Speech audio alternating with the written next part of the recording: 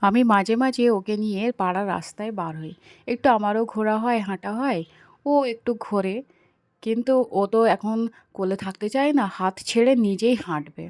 হাঁটতে হাঁটতে দেখুন ও লোকের বাড়িতে ঢুকবে। দরজা খুলছে। মেন গেটটা ও খুলে ঢুকবে। ওকে বারণ করছি, ও করবে না।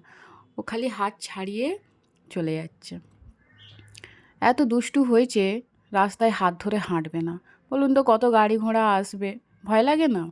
তাও ও হাত ধরবে না। রাস্তায় একটু জল ছিল, মনে হয় কাজ টাজ হয়েছে, জল ফেলে রাখা, জল ফেলেছিল।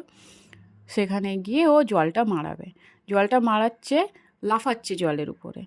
জলটা লাফা জলের উপরে লাফালে জলটা গায়ে উঠবে না?